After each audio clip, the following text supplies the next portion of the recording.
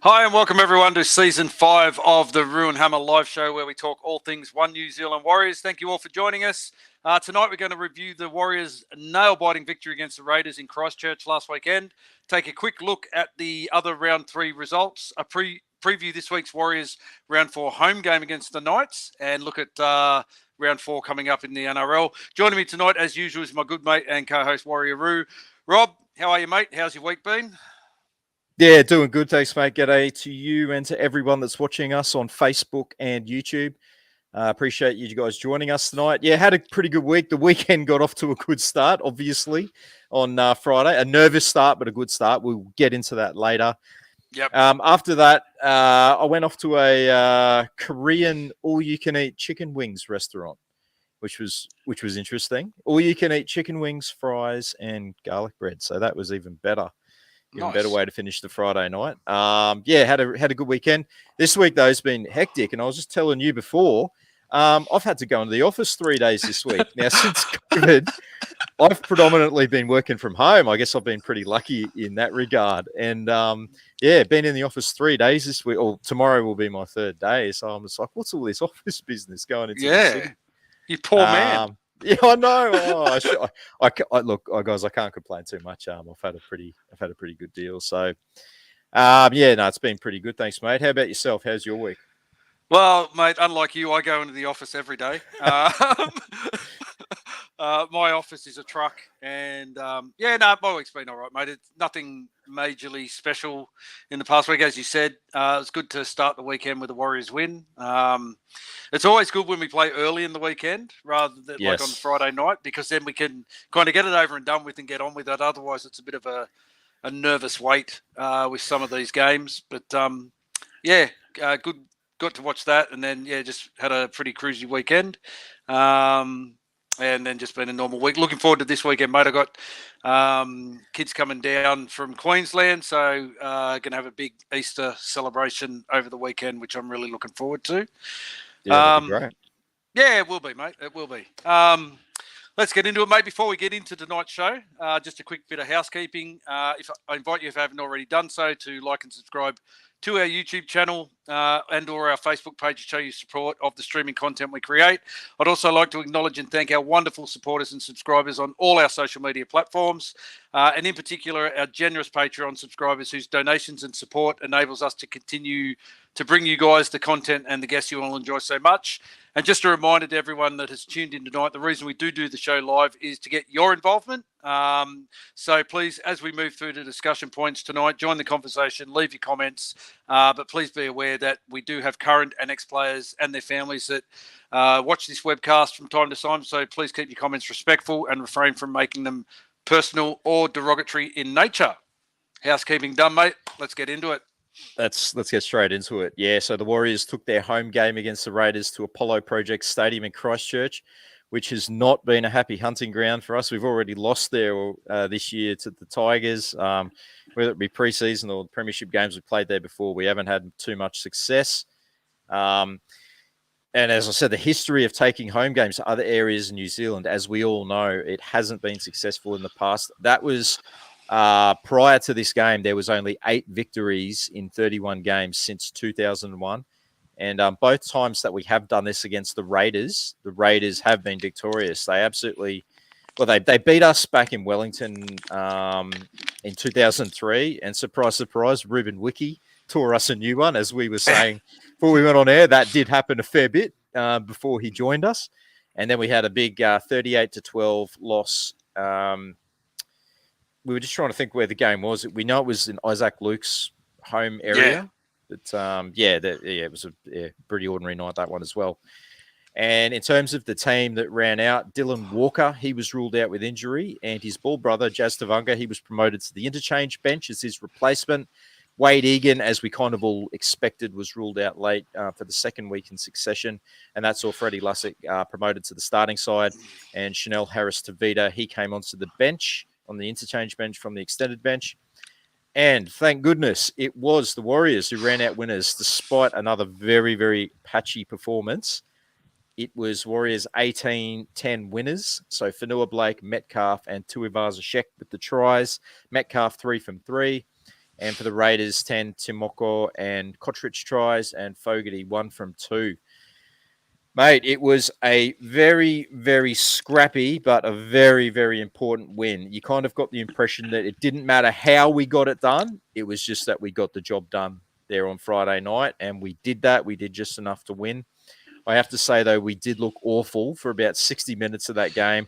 I was genuinely worried about our attack. We seemed to be doing that sideways thing again, going from side to side. We got bundled over the sideline a couple of times. Not really threatening. It reminded me a bit of the second half of that Sharks game in round 1, where we just really didn't look like scoring. Didn't throw too much at them. And I was messaging all you boys in the group chat with Brad and Richie. I said, mate, I'm genuinely worried. And at that point in time, I was like, I don't see how we're going to score. How are we going to score? Well, 2 pieces of individual brilliance that got us over the line. What about that run from Dallin? Went sideways, back in again, and found Metcalf streaking onto it. And then, vintage RTS try, just beating his man, getting over the line. Very important kick from Metcalf, put us 8 points ahead. But geez, mate, how about that final 10 minutes? Sitting through that was excruciating, especially after what we went through the previous week against the Storm, clinging to an 8-point lead. And like 10 minutes, and you're like, if they get a try any time in the first couple of minutes, there is an eternity left on the clock. And you got to wonder, do the demons start creeping back in from the previous week? Because that was always the concern for me from losing a game against the Storm the way we did. But yeah, geez, we gave them plenty of ball, coughed up possession, one-on-one steals. How many captain's challenges did we get in that last 10 minutes?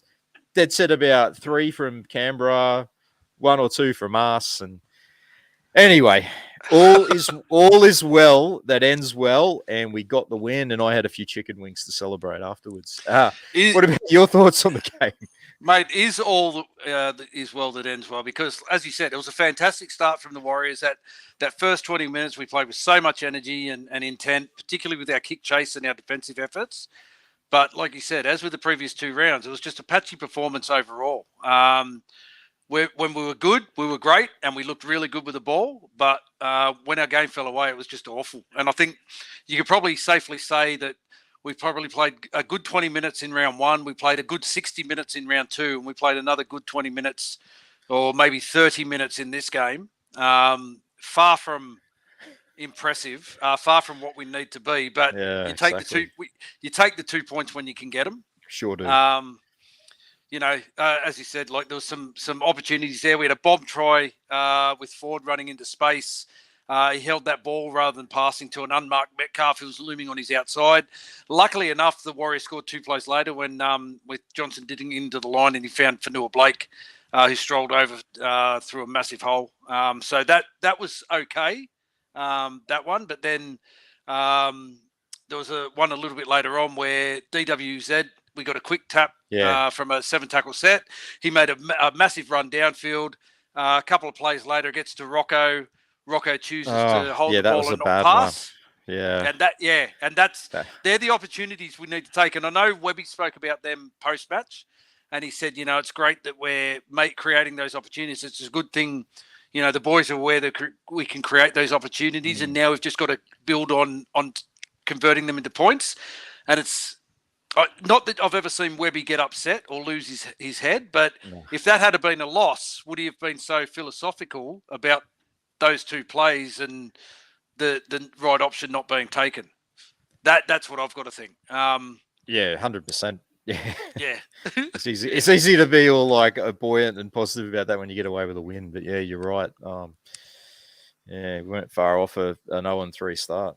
Yeah, and again, despite what it looked like an encouraging half of footy for the Warriors, it was actually the Raiders who had the better share of possession in that first half. They really turned it around, and they led all the attacking stacks. It was our Warriors' defence that was solid. Their attack looked crisp and sharp, but twice when points should have been scored, we weren't able to score from poor execution or choice, and not from the Raiders' defence, pretty much so.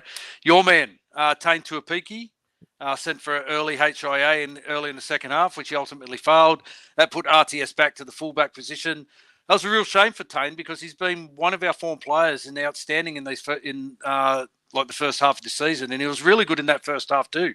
I thought he kind of really solidified his position in the past few weeks. You obviously would have been upset that he didn't get to see out this game, mate, and not available this week. Yeah, it was a bit disappointed, as you said. Yeah, it's no secret I've been talking to him up the last couple of weeks. Yeah, I love the young fella. He had another pretty good game. One sort of bad mistake where he sort of caught the ball, sort of lost where he was and took the ball over the sideline after he'd caught it. Looked sharp in attack, probably not as good as he looked last week, but yeah, disappointing that he is going to miss out next week with the 11-day stand down, but we'll get to it. There's a very good replacement waiting in the wings. Some bloke, some third string fullback. Yeah. And if anyone's got any late mail on that guy to help us out, that'd be great. Mate, there was a period in that second half too where we made a clean break. Tohu Harris became a bit of a ball distributor for us. Went back to his ball playing days.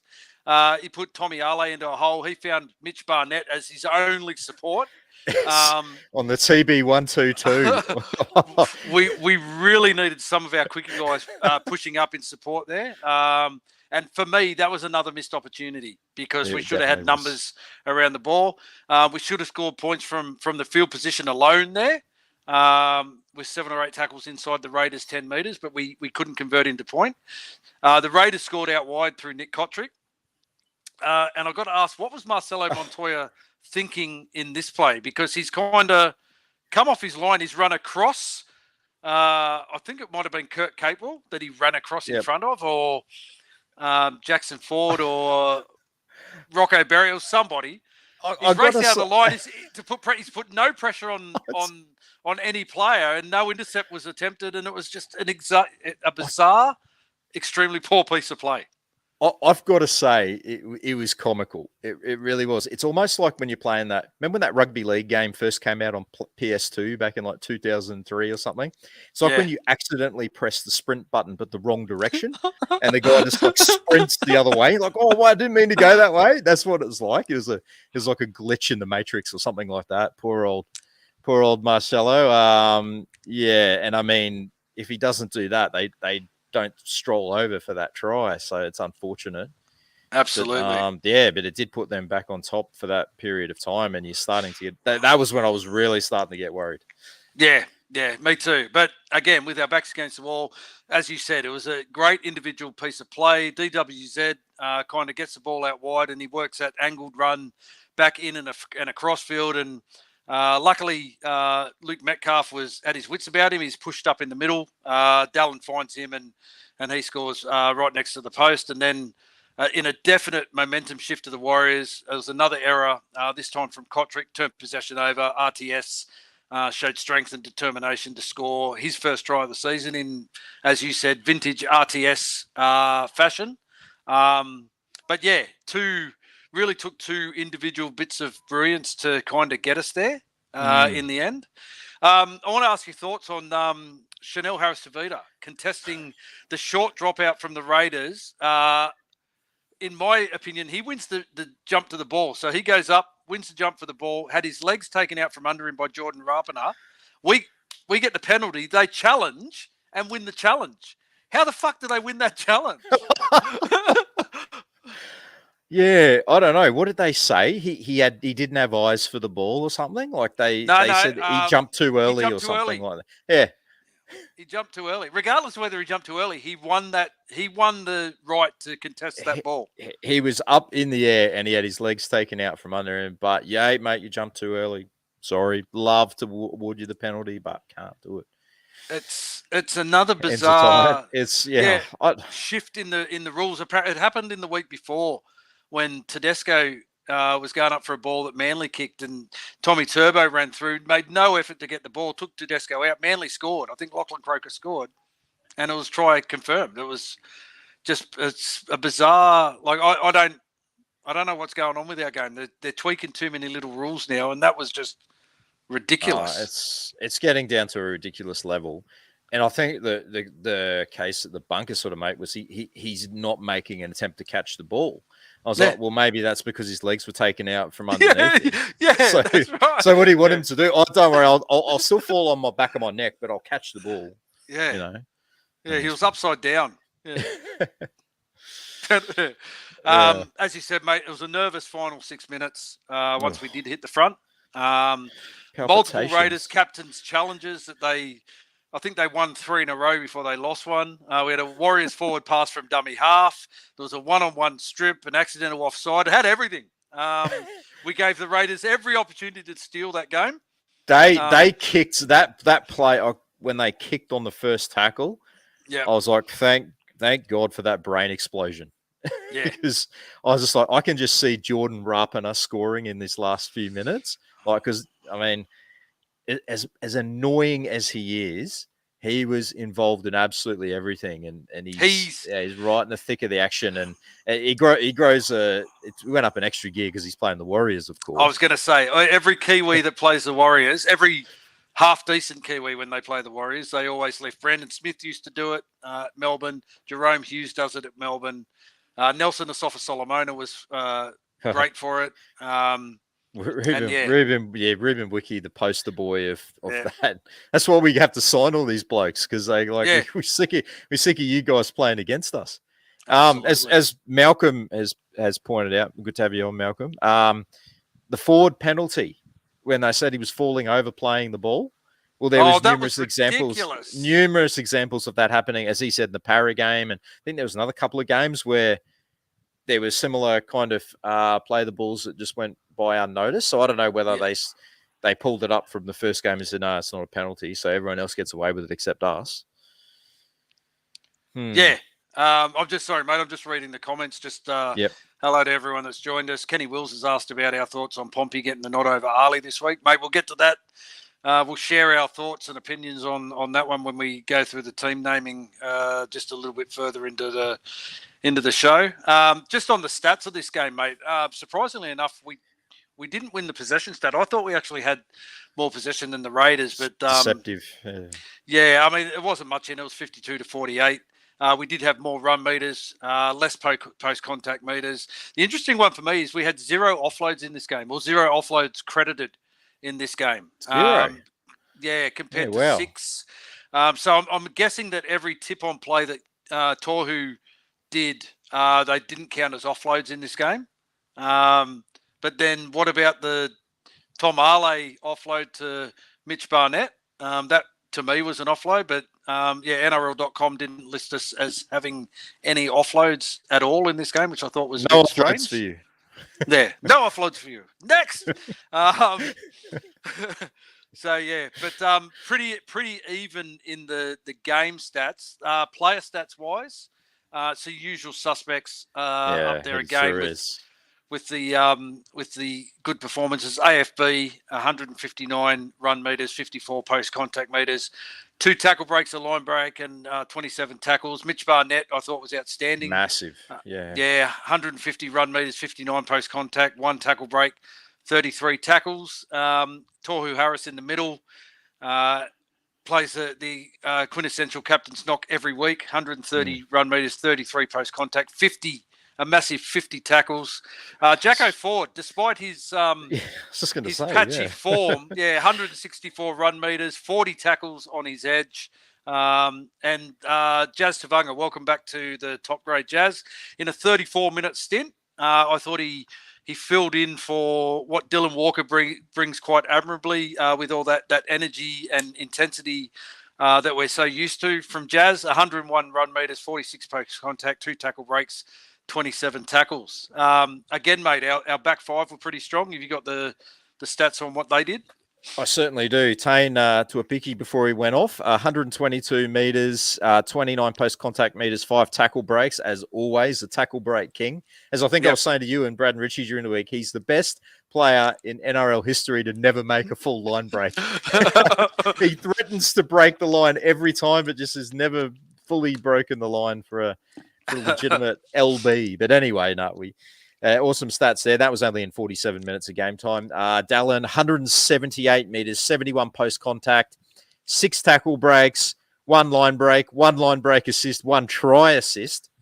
Rocco Berry, a lot of love for Rocco at the moment. 73 metres, 23 post-contact, 2 tackle breaks, and 21 tackles. 21 tackles, sorry. Yep. Don't worry about me. I can't read.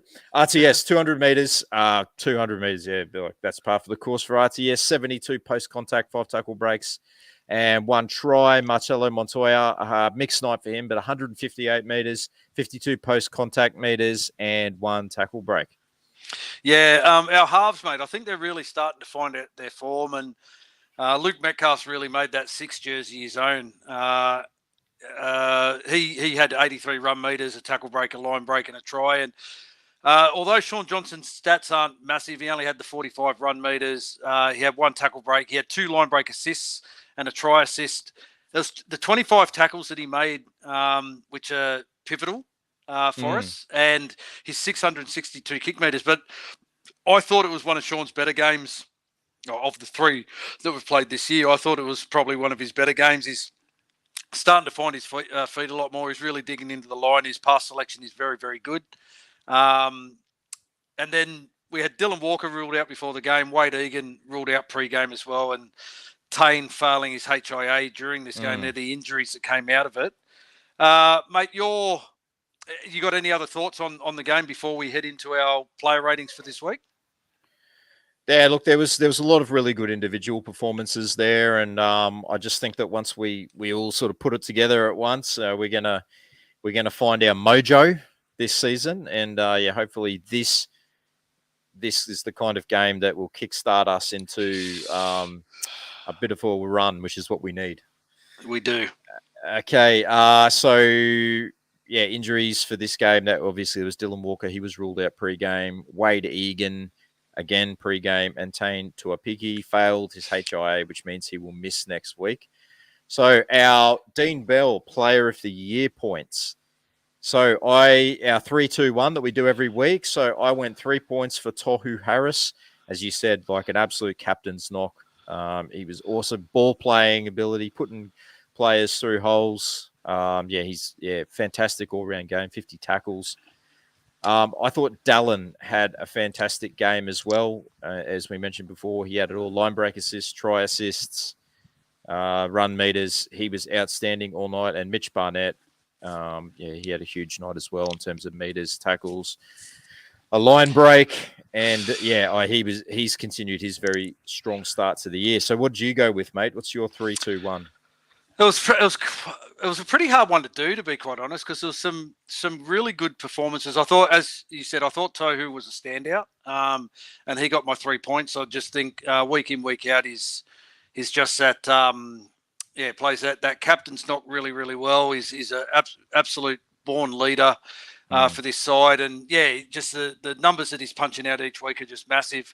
He got my 3 points, and then I kind of was tossing up because, as you said, Mitch Barnett played well. I think Rocco Berry's been in the mix each and every week. If not, he's running the ball hard, but his defence and his kick chase has been really good. But I went Roger. I gave Roger 2 points this week. I thought Roger kind of started to find his formula. He had an error or two in his game early on. But, I thought that individual piece of brilliance really got us home in the end. And I gave 1 point to Dallin. I'm a massive Dallin fan. I'm wearing my Dallin shirt tonight as a huge fan of Dow's. And I just think what he brings is just absolutely massive. His kick return meters, the way that he returns that ball, the way he gets our sets started. He's not the biggest man in the world, but it reminds me of the days of Vadavai and Fuss. Runs it with gusto. Yeah, just runs it back so hard, straight and hard. Absolutely. No concern for his body, just runs straight into the line. Always pokes his nose through the other side, gets that quick play of the ball. And then, the run that he set up that try, I gave Dallin my 1 point for this week, which means that this week we gave our combined total 6 points to Tohu. Dallin got 3 points. Roger got 2. And Mitch Barnett got 1, which means our season rankings, and we probably should start putting these up on our socials. Our season rankings so far is Adam out in front on 10 points, Tohu second on 9, Dallin's got 7, Tane Tuapiki on 4, Mitch Barnett on 3, Roger on 2, and Rocco Berry on 1 point in our Dean Bell medalists. Long way to go, 3 games in. Yeah, that's it. Long way to go on that one.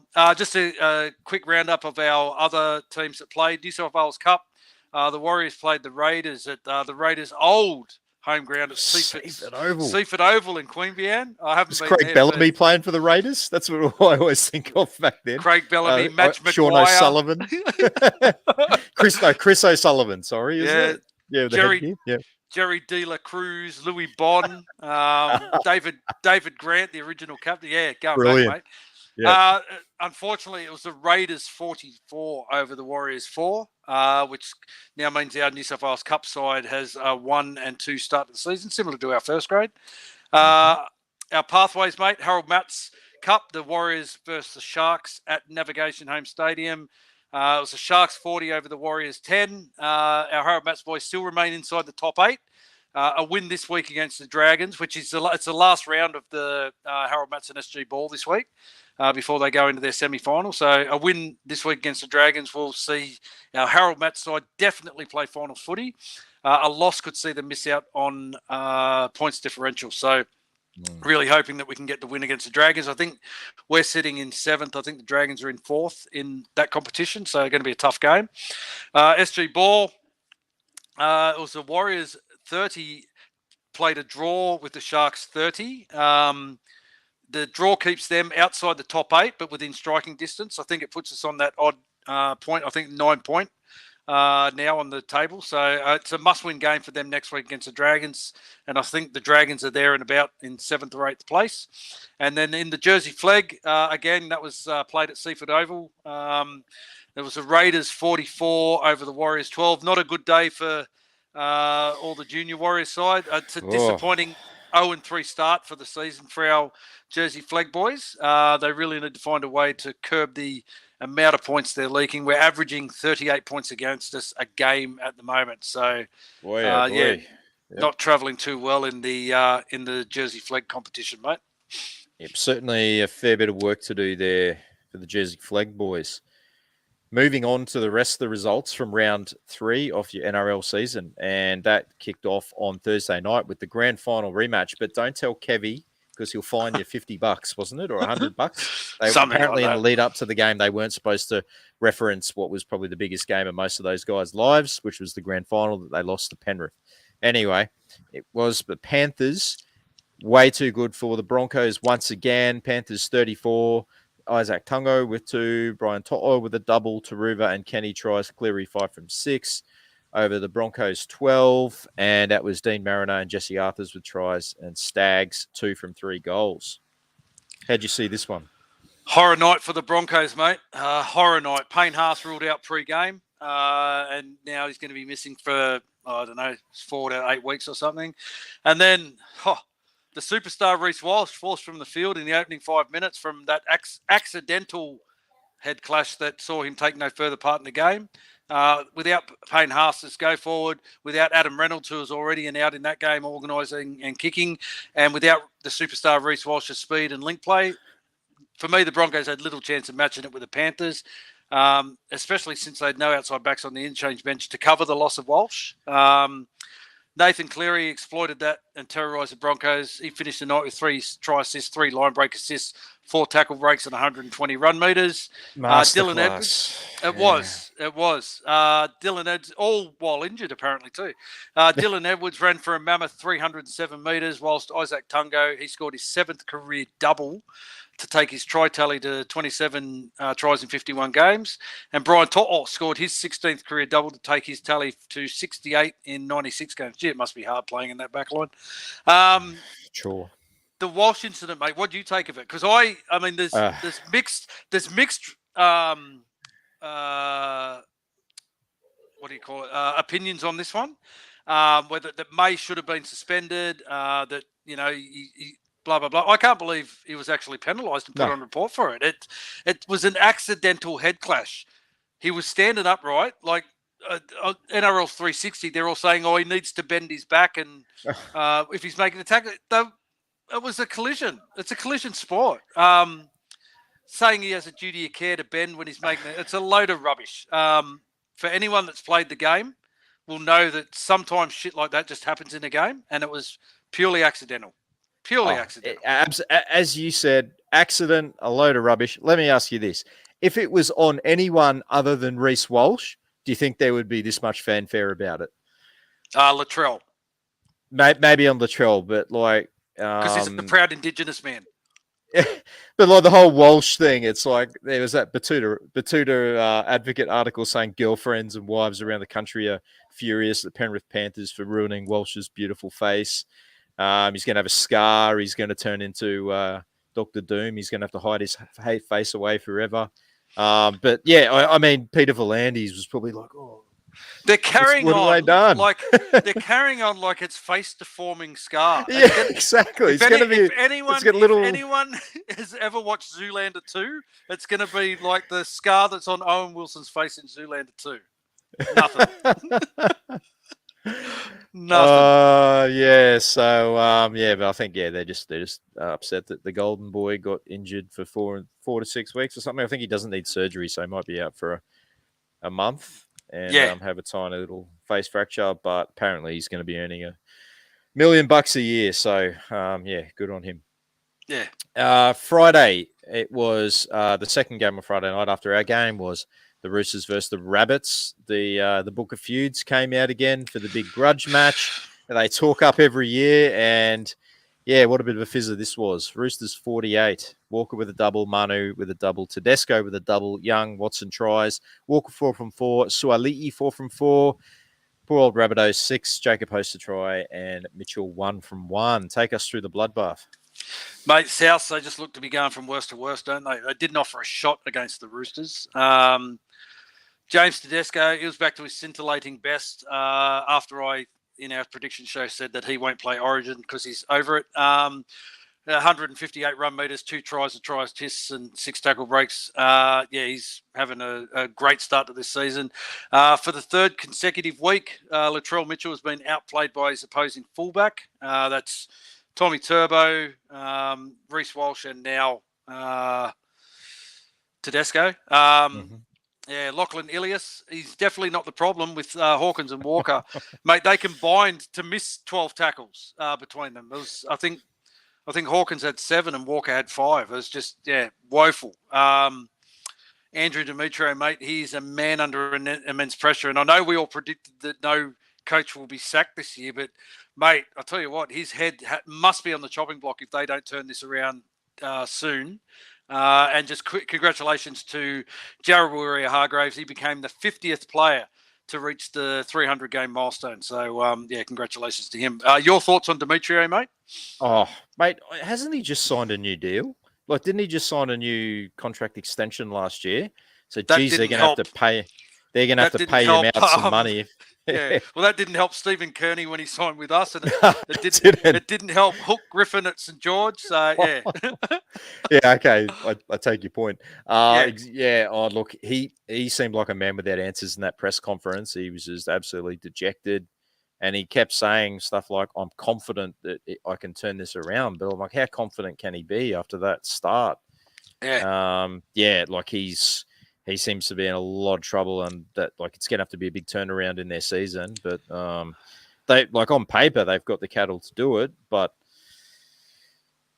boy oh boy, that was a real low light, I'm sure, for his coaching career. Oh, last absolutely. Friday, yeah. Absolutely. Speaking of lowlights, I was just about to say, what a perfect segue to our first game of Super Saturday. And that was the Bulldogs versus the Titans at Belmore Sports Ground. Boy, oh boy. The Bulldogs 32 over the Titans 0. The Bulldogs 32. Preston, Kickow, Marnie, Carraz, Tracy, and Blake Tuff tries. Burton 4 from 6. Now, before you start, I played touch footy on Monday nights with a couple of Doggies fans. And I said to them, so does that game say more about you blokes or the Titans? And I said, no, it's all about us. I was like, I'm not so sure. What's your take? It says more about the Titans than it does about the Bulldogs. I did expect that the Bulldogs would have some fight in them this year. It just because they did sign some decent players, but it was a punishing game of footy to watch between two teams that definitely won't be playing semi-September footy this year. And that's nothing against the Bulldogs. It's just that they're not at that point yet, which is why it says so much about the Titans. you can only play the opposition in front of you, and that's what the Bulldogs did. And they decimated the Titans. What can you say about the Titans? They've scored one try, which came From a in the kick. from a kick, which came in the 34th minute of round one, and they haven't even looked like scoring since. Now they've lost Tino. He was ruled out for the season with an ACL rupture. I reckon it was an MCL, and he went off and damaged himself even further. So it became an ACL, and he didn't have to play again. Long season, bro. It's long season, bruh. Me and Tino. It's a team that's going to struggle to find any form, and it's going to be a very long season for them and Desi. I don't know what Desi's doing there. And despite the win from the Bulldogs, and it was a great win, and they need to be congratulated on that, I still feel that they don't engage their big off-season signing in Stephen Crichton enough. I think he's wasted on an edge in that team, because the Bulldogs tend to play. I think Crichton's playing on the left, and the Bulldogs tend to play right. If you look at the run meters from the weekend, Jacob Kiraz had like 100 run meters more than Stephen Crichton. I would be playing Crichton at fullback just so that he can play both sides of the. Get him involved, play both sides of the ruck. I just think he's wasted in the centres, and I think if they move him to fullback, they'll have more successes throughout the season. But what do I know? I'm not a coach. Yeah, exactly. The next game off your Super Saturday, this was a very interesting game. A game of I was going to say two halves, but the first 30 minutes, and then the game all changed after that. But Dragons versus Cowboys at Strata Jubilee Stadium. The Cowboys 46 to Alangi McIntyre, Neem, Drinkwater, Vinny Fuiaki, Dearden, Holmes, and Townsend tries. Holmes 7 from 8 over the Dragons 24. Lomax with a double. Sloan, Flanagan tries. Lomax 4 from 4. What an interesting start to this one, mate. It was an entertaining game of footy. Two big momentum shifts in that first half. Dragons leading 18-4, and in our group chat, Brad was ecstatic with what loving was it, wasn't he? At Strata Jubilee, he was so happy. Then a bomb try from Raymond Faitala Mariner, ex-Warrior. That was a shocker. And that momentum shift put the Cowboys back in control. They scored 7 unanswered tries to turn an 18-4 deficit at the 20th minute into a 46-18 lead by the 70th minute. It was just bizarre. The Dragons were unlucky a few times with a few bomb tries. Each time they did bomb a try, it was like a 12-point turnaround. The Cowboys would go down the other end of the field and they'd score.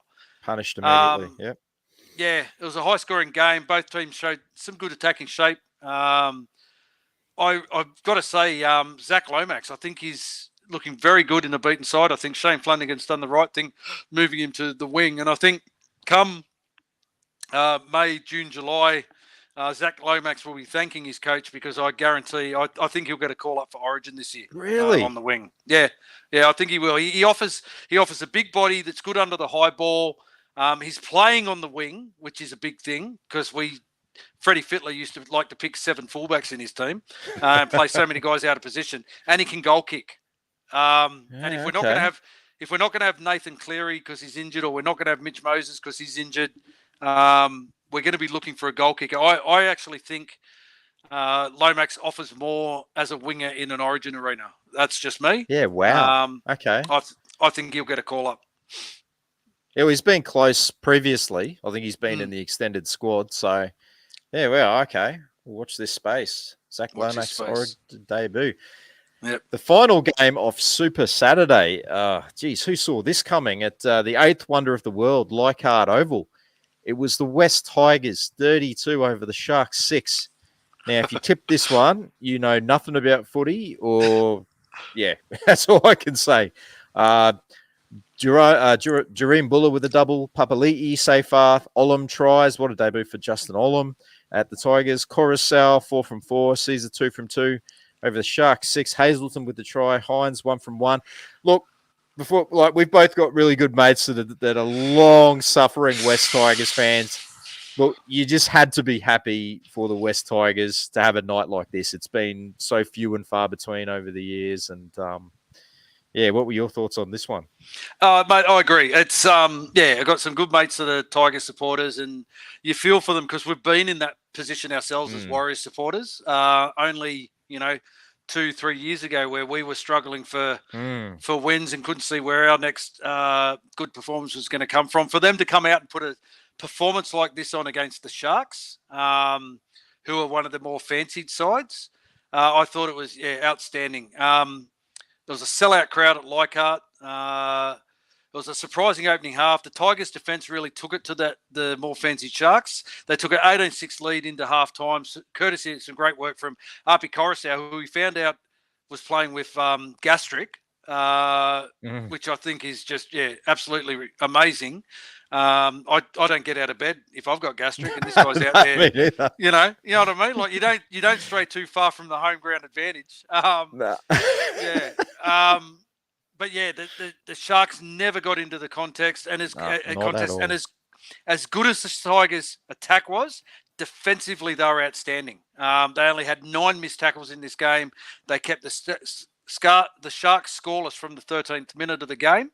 And it was only their second victory in their past 15 games. So you got to congratulate them. Congratulations to Coach Benji Marshall. Silence his critics. He's now got his first win on the board as a NRL coach.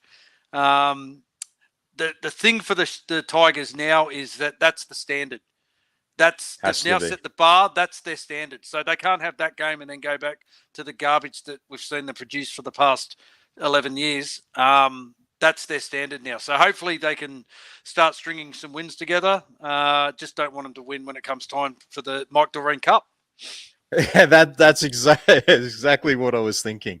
Just have an off night against us, boys. We've got there's some precious silverware up for grabs. The other interesting thing was hopefully the next win, most of those Tigers boys won't need the lyrics in front of them for the team song. Yeah. Your first game on Sunday footy, that was the blockbuster game, the Eels versus the Sea Eagles, I should say, at CommBank Stadium. Both teams undefeated, and it lived up to the hype. It was Eels 28 over the Sea Eagles 24. The Eels, Penasini, Moses, Talagi, Harper, and Tulagi tries, and Gutherson 3 from 5, and Moses 1 from 1. The Sea Eagles 24, Tommy Turbo, Paolo, Garrick, and Waddell tries. Garrick 4 from 5. Entertaining game, this one, wasn't it?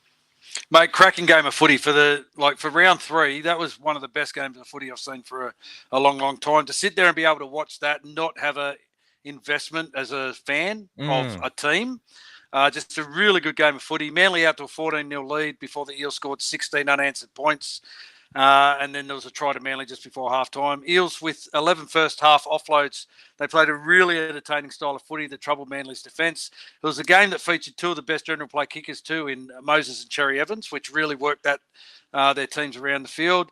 As I said, mate, real quality game of footy. Had a bit of a semi-final feel about it too, with the intensity it was played at. Thoroughly enjoyed watching it. Congratulations to the Eels. It was a good win. Yeah, sorry, I said both teams were undefeated. Of course, the Eels that did have that loss to Penrith last week. So that's now corrected. And the Sunday night game, and I'll be glad to see the back of these. I'm never a fan of the Sunday night fixtures. It was the Knights versus the Storm at McDonald's Jones Stadium. Close game here, and you could almost see a little bit of last week repeating for the Storm at one point, couldn't you? It was the Knights 14, Gagai and Tuala tries. Ponga 3 from 3 over the Storm 12. Pappenhausen and Wishart tries. Meany 2 from 2. The massively understrength Storm, we should add as well. Missing Jerome. It was. It was a bit of a letdown game, really, to watch after that earlier game, the Eels Manly game. As you said, the Knights led 14-0 at half-time, and surprisingly, that was enough points to get the win over the Storm. A depleted Storm side. Makeshift halves. But as is the Storm tradition, they tried to steal the game late with a try in the final 5 minutes and then a 2-point field goal attempt from Pappenhausen, but the Knights held on for a much-needed win at home to get their season off to a start as well. Of course, just in time to play us. Exactly. Yeah, and of course, the Dolphins did have the bye as well. So the NRL ladder, and it is the Cowboys, are the only unbeaten side after 3 rounds and sit atop of the NRL ladder, all alone on 6 points. Host of teams follow on 4 points. It's Roosters, Raiders, Panthers, Sea Eagles, Eels, Dolphins, and Storm. They round out the top 8. Tigers and Sharks outside the 8 on 4 points. Tigers around that 9th spot. There you go. That's what I predicted. predicted Yeah. preseason. Yeah. Uh, So Warriors, Bulldogs, Knights, Broncos, Dragons, and Titans all on 2 points. And the Rabbitohs, they are the only team yet to win, sitting last on the ladder. Well, the Titans haven't won. They've just had a fucking a bye. But yes, yes. They beat the bye. Come on, give them that credit.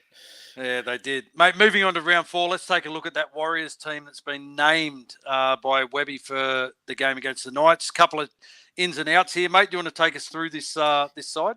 Yeah, absolutely. A bit of a new look team. Number 1, fullback, Roger Tuivasa-Sheck. On the wings, Dallin Watene-Zelezniak and Marcelo Montoya. In the centres, Rocco Berry. And making his first appearance for 2024 is Adam Pompey, named in the other centre position. The halves are Luke Metcalf and Sean Johnson. Front row of Adam Fanua-Blake, Wade Egan, Mitch Barnett. And back row of Jackson Ford, Kurt Capewell, and Tohu Harris. On the bench, we have Freddie Lussick, Murata Niokore, also making his first appearance of 2024. Bunty Afoa and Dylan Walker returns from injury. The 18th man is Tom Ale. And on the extended bench, we have Jazz Tavanga, Chanel Harris-Tavita, Timade Martin, and Ali Leatawa. I think during the week, we all did kind of expect that RTS would be moved back to fullback. My personal opinion, with the centre spot vacant, I would have loved to have seen Ali Leatawa come in there. We've all seen what he can do. He had that one game last year and played very well in the trials leading up to it. Thought that could have been a good opportunity to give him a run. But Pompey, I mean, he does have runs on the board from last season. He played every minute of every game last year, and he did a pretty good job, despite being a sort of a much maligned kind of player. But he did his job quite well last year. So I guess in that respect, he does deserve to get the first shot at it. But Ali is there on the extended bench, so who knows? There is an opportunity that he may come into the side late. Who knows? What are your thoughts on that one? On that team that was named? I agree with what you said about Adam Pompey. He does have the runs on the board from last season. He did play every minute of every game last season. As much as I would love to see Ali get a run in the centres, and I have predicted that he actually will finish the season in the centres, foolishly, because I can't see him dethroning Rocco Berry. Now, I think he only gets there now through injury.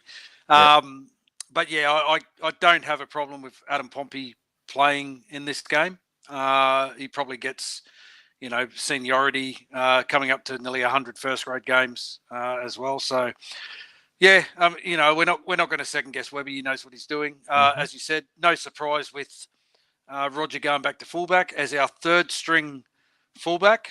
I thought maybe Webby might have played some mind games and just named Chance anyway, and then the Knights kind of start preparing for Chance at fullback, and then there's a late switch 24 hours out. But Webby being Webby, he knows what he's doing. I have checked the reserve grade, and Chance hasn't been named in reserve grade either, so he is still a week away. He may I don't know. He's missed a bit of footy, so I don't know if I want him to come straight back into first grade anyway, or whether you want to give him a game in reserves just to get some metres in his legs, especially when you consider once we get past the Knights this week, we've got the Rabbits, and even as bad as the Rabbits are going, we haven't beaten them for a long, long time. They just have that thing about them. That last year they were going through a rough trot and they still managed to get a win against us. Terrible. Yeah, absolutely terrible, and beat us and then no one else for about another 5 or 6 weeks. Yeah, the only other two teams they beat after that was the Dragons and the Tigers. So, but anyway, back to this game, mate. I think it's going to be it should be a sellout crowd there at Go Media Stadium. I think the strength of our side this week is a few things that we've been doing quite well the last couple of weeks. Our back 5 set starts. Tuivasa-Sheck, Montoya, Berry, and Dallin have been working really well these last couple of weeks. Pompey now comes in there. He's another big body, can get some good run meters up. So I think our set starts are going to be important for us. Sean Johnson directing the play, digging into the line, using good pass selection will be very important for us. AFB, once again, leading from the front, ably assisted by guys like Mitch Barnett. Murata Niokore coming onto the bench. You'll expect that he'll play that middle forward role for us there.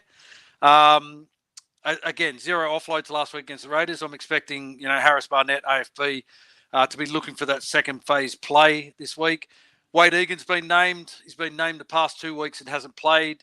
If he doesn't play, we know Freddie Lussick will do a job for us there, particularly in defence. We're not going to get any over-the-top attacking plays out of Freddie, but he will just give us some quality service out of dummy half. If Egan plays, then you can expect Egan to do that. The couple of the things that he's got up his repertoire where he jumps out, left side passes right side, his no-look pass and so forth. Dylan Walker back onto the bench. He'll give us that energy that we need when he gets injected into the play. And one of our big strengths this year so far is our kick chase game led by Rocco Berry. Rocco Berry and Jacko Ford have been like 1 and 2 down on our kick chase every week. So that's a few things that we can look for that we need to be doing well this week. One of the other things is just back to basics. Fucking hold the ball. Don't give away stupid penalties. Yes. We've got some key assignments. Marking up and putting pressure on Kalen Ponga. We really need to take his time and space away from the ball. He's going to chime in first or second receiver, and he's going to chime in left or right. They've got Jack Cogger playing at halfback as well. We all know what he did helping Penrith to get that premiership win last year in the grand final. Yep. Our A and B defenders, they need to, around the ruck, they need to be aware of Ponga supporting his forwards out the back as well. So, don't be lazy. Don't go dropping off, turning your back and running back in defence. Always look for those guys, the Saifidi brothers, Frizzell, Elliott, looking for offloads. So we've got to wrap that ball up. And, again, going back to our kick chase, just putting pressure on the Knights back three. What do you think, mate? What are your thoughts on this one coming up? Yeah, we know who the danger man is, Ponga. We got to shut him down. Continue that really good kick chase game that we've got going. Kicking to the corners, keep the ball away from him if we can. And yeah, watch for those little inside passes. And as you said, him lurking around. He's the danger man. Dane Gagai always has a big game against us as well. He always pops up every outs a couple of tries. So yeah, we just if we just continue to be good defensively and don't do anything stupid like run out of the line needlessly, then I think that will be it'll go a long way to us having a good afternoon/evening out there at Go Media Stadium. Absolutely. What's your tip for this one, mate? I think it's going to be another close game. They all have been so far. I think the Warriors by 10. It'll be close, but I think we'll get away with it late. I'm going to say that things finally click for us. I'm going to go Warriors 13 plus. I think the Knights travelling to Go Media Stadium, they're going to have that nightmare of going there last year in the semi-final where we had a good win against them. I think everything will click together this weekend, and we run out plus the. But I'll say Warriors by 16 in this one. That's 16. Okay, it'd be nice to get a comfortable win where we're not sitting on the edge of our seat for the final 10 again. It would. Responding to Malcolm Earnshaw. Malcolm Earnshaw said, "Want to sell that black Eden Park jersey behind you, Hammer?" This baby. At the moment, no. But mate, if ever I'm going to, you'll be my first port of call. How about that? Yep. Yeah. The ones that are hanging behind me are kind of some of my favourite ones, which is why they're there. So, at the moment, no Celsius. At the moment, get back to me in a we'll see. We'll see. Yeah. We'll just leave it at that. Mate, shall we get into round 4? Let's round 4. Let's take a look at what's coming up in round 4. So Thursday night, tomorrow night, a massive game: Roosters versus the Panthers at Allianz Stadium. For the Roosters, Lindsay Collins is out with a hamstring injury. Terrell May starts in the front row. Egan Butcher comes onto the bench. The big out for the Panthers is Nathan Cleary, out for an extended period with a hamstring injury. Ex-Raider Brad Schneider named at halfback for the Panthers. Maverick Geyer, named very famous name at the foot of the mountains, named to make his NRL debut from the bench. I think Cleary is a very big out. It's a home game for the Roosters. I expect the Roosters it'll be a tight one, but I think Roosters will by 4. Yeah, I've also heard that Isaiah Yeo might be under an injury cloud as well and could be looking to miss a couple of weeks as well. So he'll be another big out. I'm very happy about Maverick Guy named to make his NRL debut because I did predict in our prediction show that Maverick Guy will be the next son of a famous NRL player to make his debut. So I will get one prediction right this year. I think the Roosters are going to blow the Panthers off the park. No Nathan Cleary is a big out for me. Brad Schneider, never really did much at the Raiders. It's going to be the big test here, mate. The Tigers are going to see what they've bought with Jerome Luai because he's going to be the senior half that's going to have to direct this. Yep. He's going to be the man. He wants to be the man. He gets the opportunity to be the man, and I don't think he's going to be the man that that the Panthers need this weekend, and the Tigers are going to see what they've spent their money on. I reckon I'm going to pick the Roosters, and I'd say the Roosters by 10. Okay.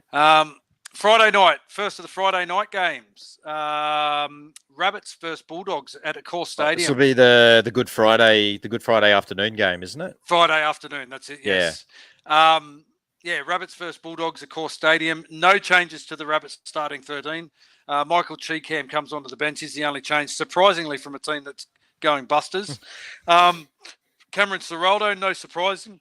He names an unchanged 17 following the Bulldogs' last start win. Mate, I'm tipping the Bulldogs to go back-to-back here. I just have no faith in the Rabbits. One of the big things that I've noticed with the Rabbitohs is why they do have big-name players like Mitchell, Cody Walker, Jack Whiten. Where they struggle is their go-forward in the middle. Tavita Totola, Davey Moala, Thomas Burgess. They're not big meter readers. They don't get them off really well. South have relied on bullying players on the outside. They don't have guys like Campbell Graham there at the moment. He's out injured. I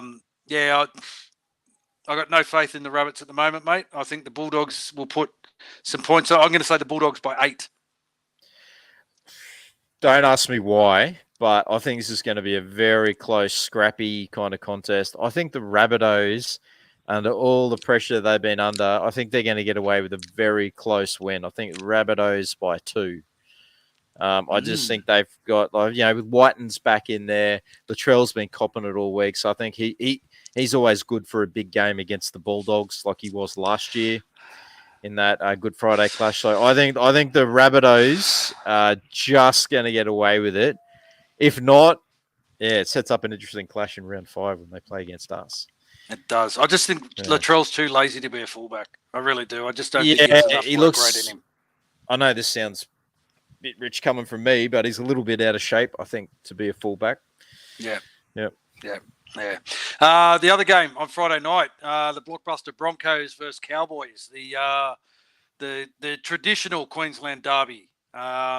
Broncos versus Cowboys. Massive blow for the Broncos with Payne Haas and the superstar Reece Walsh both ruled out for extended periods. Tristan Saylor named at fullback. Fletcher Baker, he's named in the front row. Adam Reynolds, he returns from injury. Corey Oates named on the interchange bench after Kevy Walters has said he won't leave himself without an outside back on the bench anymore. For the Cowboys, they just welcome back Zach Laybutt. He was a late withdrawal from last week's game into the centres, with Tom Chester moving back to the extended bench.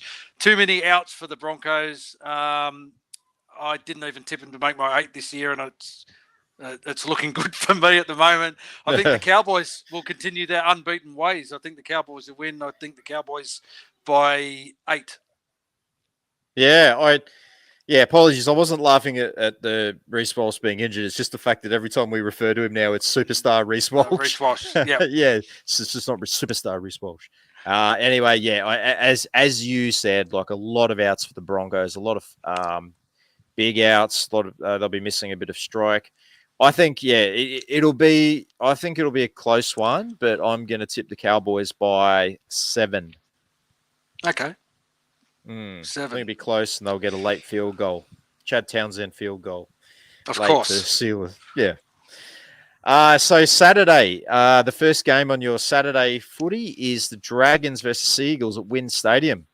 And for the Dragons, Francis Molo returns from suspension. Jacob Little returns from injury. Jesse Marshke moves back to the interchange bench. Ben Murdoch Masilla drops out of the 17. The Sea Eagles, they named an unchanged 17. I think they're going to have way too much for the Dragons. I'm going to pick Sea Eagles by 18. Yeah, I'll go Sea Eagles 13 plus. That's something. It'll be a big score. Interesting clash after that. The Titans versus the Dolphins at Sheba Stadium there on the Gold Coast. As we said, Tino ruled out for the season with an ACL injury. Keenan Palacia named to start in the front row. Jaden Campbell, he returns at fullback, which will be a big boost for the Titans. David Feeder named on the extended bench, and the Dolphins, fresh from a bye, have named an unchanged 17 from their round 2 win. I think this one will be close. I'm going to go the Dolphins by 8. Yeah, I just struggle to see where the Titans' points are going to come from. Jaden Campbell's a big in. In saying that, they really should have had the first points in last week's game with that bomb try by AJ Brimson in the game. So, yeah, I agree. I think the Dolphins will get them, and I think the Dolphins by probably 10. Mm-hmm. And then Sunday, we've spoken about the Warriors and the Knights. Just quickly run through it. Taintua Peaky ruled out through HIA. C&K still not available. RTS named at fullback. Pompey named in the centres. Wade Egan named at hooker. Murata Niokore and Dylan Walker returned from injury. For the Knights, Leo Thompson's unavailable due to suspension. That means both Fidi brothers are named as starters. We both picked the Warriors. I picked them by 13 plus. You picked them by how many? 10. 10. All right. And then the Sharks versus Raiders at PointsBet Stadium. Sharks, another team with a lot of injuries. Toby Rudolph, Dale Finucane, Royce Hunt, all unavailable for the Sharks. Tom Hazelton's been named in the front row. CSC for Talakai, he moves from centre to the back row. KL Iro, the son of Kevin Iro. Kevin, yeah. Kevin, yeah, Tony's nephew, comes into the centres. For the Raiders, James Schiller comes onto the wing for Nick Kotrick. He's been pushed back to the extended bench. Seb Chris returns from his HIA stand down. He's straight into the centres for the injured Albert Hopewadi, who burnt himself cooking dinner on Monday night, apparently. And Corey Hurlsberg named on the extended bench for the second week in a row. Big Red can't find his way into the starting side or the 17. Wow, yeah. State of Origin superstar. I'm going to pick the Raiders in this one, mate. I think they've been gritty in their first 3 games. They were gritty against us. They did try hard. Sharks, I don't know. I lost a little bit of faith in the Sharks over the weekend. So I'll pick the Raiders in a close one. Raiders by 4. Yeah, just looking at that. Sharks have half their forward pack out. So I think they might struggle as well. I think they're a little bit of a pretender side. I'm picking, I think the Raiders will get up in a close one by 2, and I'm picking Nico Hines for all 6 points. Did he get the 6 Dally M points on the weekend? Because surely he was better than Api Coruscant. Surely. He has to be. Well, speaking of Api, he appears in Monday footy again, the traditional clash that is the Eels versus the Tigers at CommBank Stadium. So all reports suggest the Cardi party. It might be over before it really began, to be honest, with Bryce Cartwright apparently injured. However, he was named to play. So we'll see what happens there. Mitch Moses, huge out with a foot fracture. Dylan Brown moves to half with rookie Blaze Salagi, named to partner him at 5'8". Maker Sevo returns on the wing, and that moves Morgan Harper into the centres. And Tigers coach Benji Marshall names an unchanged 17. I'm going to go an upset. I'm going to go the Tigers in a very close. Tigers by 1. Wow. They've done it before on Easter Monday. They won Eels. I think Moses being out is a big loss for them. No Cardi party. He's had a really great start to the year for them. Creative option there on the edge. So yeah, Tigers by 1.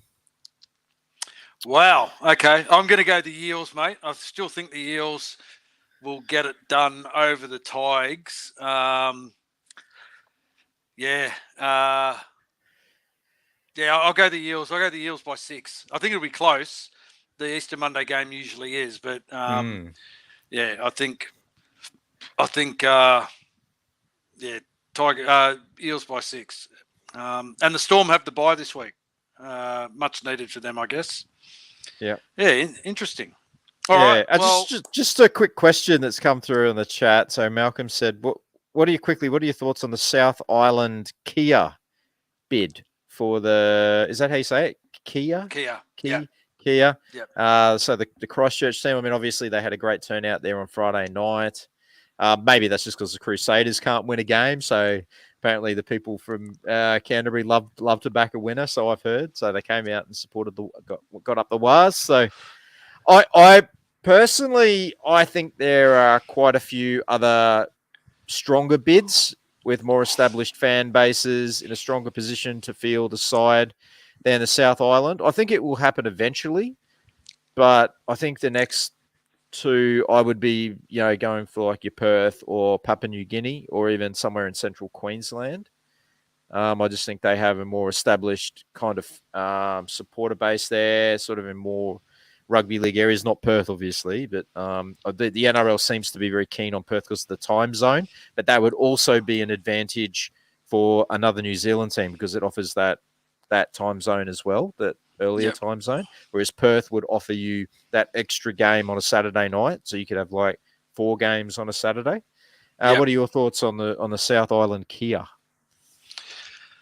Look, mate, rugby league in New Zealand, you want that to be growing 100%. However, the Warriors haven't really done anything in the 30 years that we've been in the comp. If we had some sustained success and what have you, I would say yeah. But whilst New Zealand has struggled, like the Warriors have struggled in the NRL in their existence, I don't think the time is right to bring another team in from New Zealand. And I agree with what you say. I think there's bids that are ahead of the South Island bid at the moment. The reason that they're talking so many bid options now is that there's talk that the NRL are going to go from 17 straight to 20. So rather than bring in one team, they're looking to bring in 3 teams. If they bring in one team, I dare say the South Island Kias will definitely not have a look in. If they decide to bring in 3 teams, there's a possibility because, as you said, Central Queensland, Perth, New Zealand. But I don't know if if there's enough quality first grade footballers around to warrant jumping with an extra 3 teams. Because 3 teams is a lot. It really is. It's going to spread it really thin. That's 90 players you need to find for 3 clubs to have top 30. And we can see with the Dolphins as the new team in that their depth is still tested. They still don't have the depth in their squad. And then you look at a team like the Titans who have been around since 2007. They're still struggling. Yeah, they still struggle to find depth in their squad. So, yeah, for me, I think it's just one team come in. What I would rather see, if I'm being 100% selfish, is that the Warriors bring their women's side back in the NRLW. That's what I'd like to see. There's talk that the Bulldogs will be the next women's team admitted into the comp, and I'm hoping that they do it in a round of 2 or a round of 4, like they did with the last lot, and the Warriors get a gig. Because the only reason the Warriors stopped being in the NRLW was because of the COVID. So yeah, and the NRL didn't want to support the club in keeping the women's team around, so that's why they were kind of lost to the game. But hopefully they can bring them back in. But yeah, I mean, eventually the game will expand in New Zealand. Whether it's the South Island, the Wellington Orcas, that was always one that people threw up for a long time. Yeah, the Orcas, for sure. So we'll have to wait and see. But yeah, Stevie Williams, can Warriors win a comp before the second New Zealand team comes in? It's fair call. Yeah. Absolutely. I mean, look, we're only. I get that everyone's riding the wave of 2023 and the success of the Up the Wires movement, but let's not forget we're only just over 12 months away from outside of one of our worst ever seasons. So we, as you mentioned before, we need the sustained success. That's the key to it. Yep, and get more kids playing rugby league. Get the young blokes interested in it. Yeah, a 2-tier comp with relegation. Yeah, I don't know if I agree with the relegation thing. I would much prefer, if we're going to do a 2-tier comp and have like 20 teams, I would much prefer to see 2 divisions if you call it that. And you can have like one division, which would have like New Zealand, Melbourne, Canberra, the Queensland teams. The other one could be like all the Sydney teams and Newcastle. And then when it comes to semi-final times, it's like the top 3 or 4 from each one go into the finals each year. And that way, if you have 10 teams in each division, you could have a true 20-week home and away series. Because at the moment, that's probably one of the things that makes the comp a little bit unbalanced, is the fact that you don't get to play everyone twice, and you certainly don't get to play everyone at home and away. But yeah, again, mate, smarter people than you and I come up with these things. Who fancies going to Vegas next year if the Warriors are selected? Mate, it's going to be a conversation, isn't it? It's going to be enticing. Yeah, we're going to set up the Ruin Hammer GoFundMe page. Yeah, that's it. Get us to Vegas, baby. Oh, yeah, it'd be good. It'd be good. I really hope that they can announce the teams sooner rather than later to give the fans a chance to save for this kind of thing. Because not everyone has, like, the 10, 15 grand up their ass that they can just pull out and go to Vegas. Yeah, that's it. So definitely Ken will be something that we look at, mate. 100%. Sean in the USA. Yeah, absolutely. I love that. I stole it from a headline that I saw somewhere. So whoever wrote that has done the real work there. They're the real MVP. Absolutely. All right, well, that's a round previewed. Next week, we'll be back with our review of this round 4 game against the Knights at Go Media Stadium. And we will preview our round 5 game against the Rabbits at Accor Stadium. That will be 6:30 Australian Eastern Standard Time, 7:30 Australian Daylight Saving Time, 9:30 New Zealand Time on Wednesday, 3rd April. Mate, next week's our last week where we're in the different time zone. We'll be right back at so 7:30 universally. Yeah, not next week, the week after. The week after, on the east coast of Australia, I should say. Yep, for you guys in NZ, it'll be 9:30. Absolutely. And we're still working out a convenient time to bring you that head-to-head series interview with Warrior 124 Nathan Fiend. Just a little bit busy at the moment. And, of course, keep a lookout for any uploaded pre-recorded content on vlogs and so forth that we do throughout the season on our YouTube and Facebook and Instagram platforms. You can also catch our podcast on Spotify if you subscribe to us there. And some very special Patreon-only content will be coming to our Patreon subscribers throughout the season as well.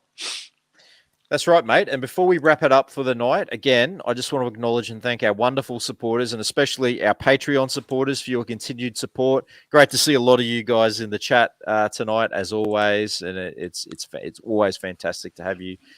And a special shout out to our gold tier Patreons. That is Alf Tuolave, Malcolm Earnshaw, Chris Wellington, Nigel Phillips, Lisa Marie Bateman, Sean Whiskey, and Ken Wills. So if you guys do want to show your appreciation and support, you can head to our Patreon page to subscribe to our bronze tier general support level, or our silver or gold tiers. Those do include supporter merchandise and other benefits, so you can check that out. The link to our Patreon is on your screen right now. It's also in our bio on all of our social media. So if you feel like that way inclined, go and check it out. And speaking of merchandise, if you do want to get your hands on some cool new threads for the season, get yourself a Dallin shirt, or if you want to get the new Rocco Berry shirt or the new Tohu Harris shirt that I've just put out this week, or the Up the Waz, a couple of new Up the Waz shirts. It's our year. We've got player shirts, we got slogan shirts, we got everything there that you can get on a t-shirt. Celebrating the legends past and present of our club, as well as some great novelty prints, reliving some memorable moments. It's a great way that you can support us. We do make a very small profit of these, and it all goes back into the show to produce the content that you guys enjoy. Absolutely. Well, mate, that's it for this week's show. Thank you, everyone, for joining us. We look forward to having you join us again next week. Happy Easter to everyone for this weekend. Happy Easter, guys. Hope everyone spends it with their families. Everyone's safe. Make sure you get to watch the Warriors play on Sunday. Up the Waz. See you all next week. Well, see you guys. Take care, everyone.